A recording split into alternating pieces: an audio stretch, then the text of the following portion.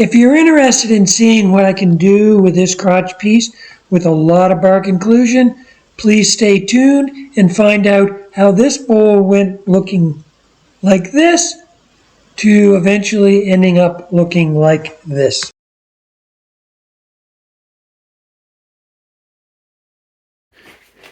If you've been following my video, you saw the other half of this.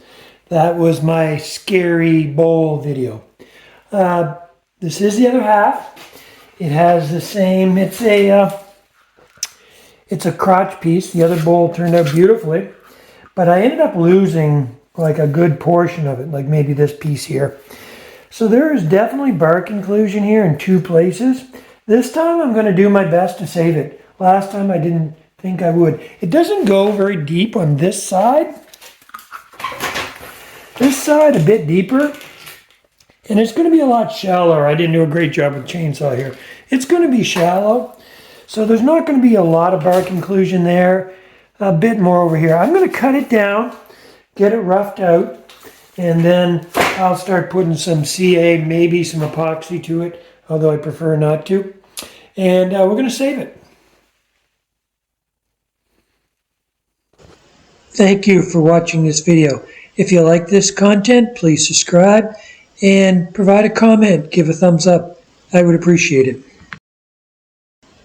There are many ways to mount a bowl on a lathe. Here I'm screwing on a faceplate.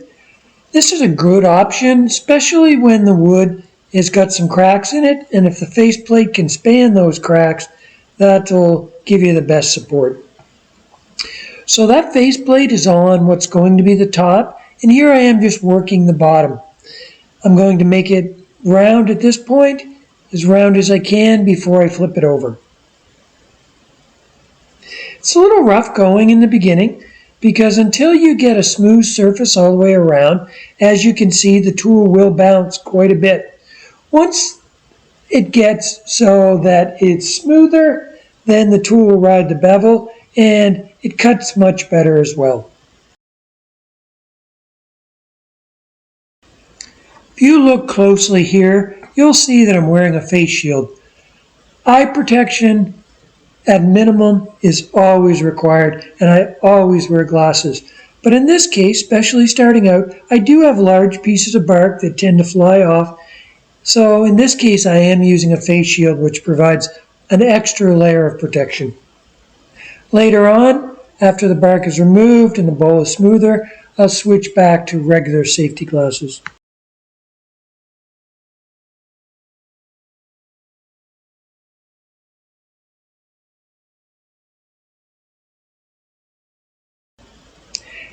As I'm starting out here, the cutting is rough. It's hard going for a couple reasons. One, as I mentioned, it's out of round, so that's causing a bit of issue because it tends to bounce the tool around. The other issue is because it's out of round and because it's not a uniform shape, I can't turn the speed up very fast. I'm probably only doing 250, 300 RPM here, whereas usually I'd like to be over 500. And that will make a difference in how I can cut as well. But because, again, it's not round, it's got more weight on one side, if I turn it up any faster, it will vibrate.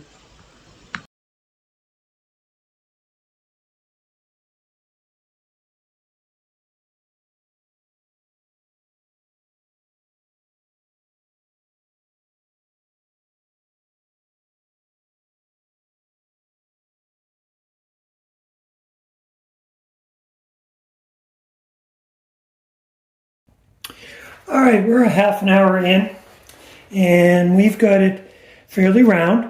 I want to take a little bit more off of here, obviously get rid of that bark, and we'll turn a foot. It is going to be narrow, probably, or shallow. It's probably only 2.5 inches. But it's fairly round. I got speed up now to almost 450 RPMs. This piece of bark right here is loose. So I'm going to put some glue on that because I do want to try and keep it. So I will put some glue on that now before I go any further. And then we'll come back and continue to shape. Because it's so wet, I am going to have to put it in my kiln, which will also cause this bark to want to separate a little bit more as it dries. But for now, I'm going to soak it with some CA glue, and that'll stiffen it up, hold it together, and I hope to keep this piece. It is cracked here, but it's solid all the way around, and it's solid over here where the other end of the crack is. So I don't think there's much danger of losing that side.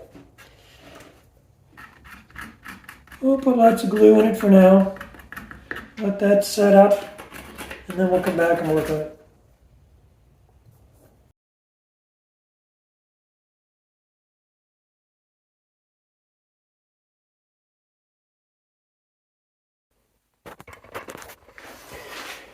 Okay, the outside of that is shaped.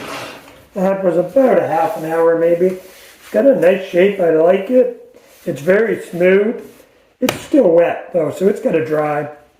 But I'll be able to put some glue in this crack and I think I'll be fine. That'll stay.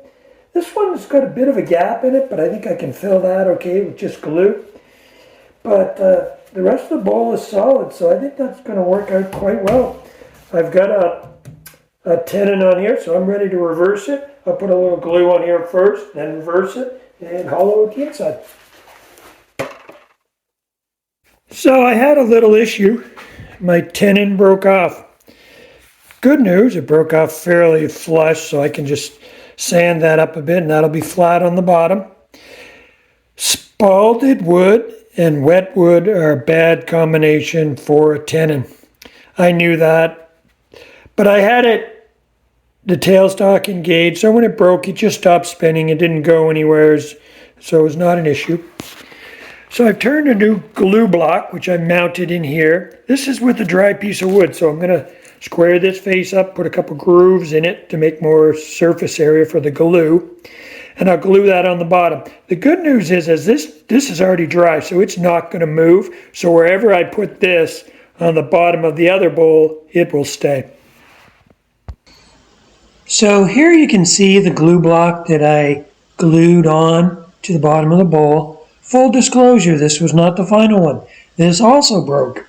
Again, I had the tailstock engaged, it didn't do any harm. So I ended up changing it out again to a glue block, but much larger, gave me much more surface area. And I did not cut a tenon on this glue block, but rather screwed a faceplate into it.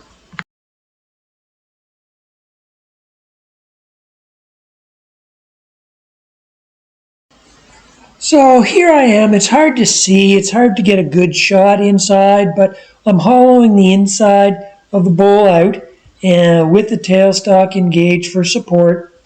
And I'm leaving it fairly thick because, as I mentioned, it is wet, so it's going to have to dry and it will probably warp as it dries. So I'm leaving it almost 1.5 inches thick. Rule of thumb, you leave it 10% of the diameter, and this bowl is about 15 inches in diameter. So therefore I'll leave it about 1.5 inches thick, try and get it as uniform as I can before I put it into my kiln.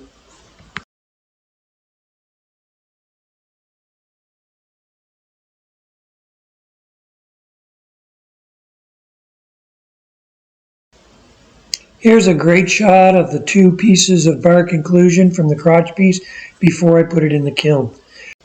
Here I'm using my moisture meter, and this measured at this point about 35% moisture, so very wet. Typically I want it below 10 or 15% before I do my finish turning.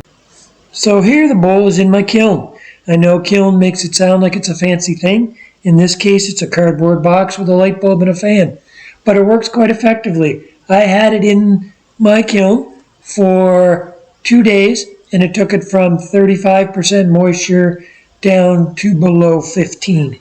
I want to talk about this bowl. I'm just going to leave it on the lathe for a second, but it's a beautiful bowl. It's got beautiful figuring. It is a crotch piece, so you can see the crotch came down here. There's bark inclusion as well as over here. I want to show you up close what that looks like. So this bark here that you're looking at completely came out. So I ended up putting new bark in, and you can see that here. But I also had a lot of holes that I had to fill, and that I used coffee. But I think you can see it. The darkest strips are the coffee and the lighter is the bark, but it made for beautiful marbling of it. And it of course matches up well with the natural spalting in the wood. So this turned out very, very beautiful. And that bark was gone right from down here all the way up. But beautiful, beautiful coloring. Same thing here. You can see this piece is bark here. And then there was some filler in here of the coffee and CA glue, but it turned out beautifully. This bowl, it was a lot of sanding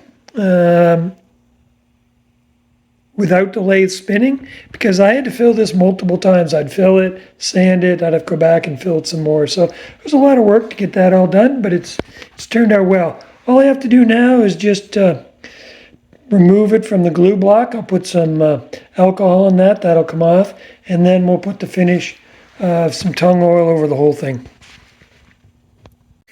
I want to show you this bark again. This is now that it's had some tung oil rubbed on it. You can see it's made it darker. It's blended it in much better. It looks even more natural than before. So very pleased with the way this bowl has turned out. The bowl is finished. I just have to remove it from the glue block. So here I use my parting tool, and I just have the lathe on, and I cut behind the glue between the bowl. So I'm not actually removing any of the bowl, but just taking some of the glue and some of the glue block out. And you can see I only have to go part way, and then the glue will break free. To finish the bottom, to remove any rough edges, I just mounted with a friction drive, put a non-slip cloth over it, and in the bottom of the bowl I've already marked the center with my live center, so I know exactly where to remount it. And here you can see it's running pretty true. So at this point I can now just take my bowl gouge or scraper and clean the bottom of the bowl up. I want to make sure that I put a lot of pressure towards the drive as opposed to a sideways load so that it doesn't slip off. So here's the finished product. You can clearly see the crotch piece and the two pieces of bark inclusion, one here up close. You can also see that the bowl was also heavily spalted. Here's the crotch piece on the other side. This bowl turned out to be about 15 inches in diameter and about 4 inches deep. If you're interested, this bowl is for sale. You can just message me. I think it would make a great Christmas gift.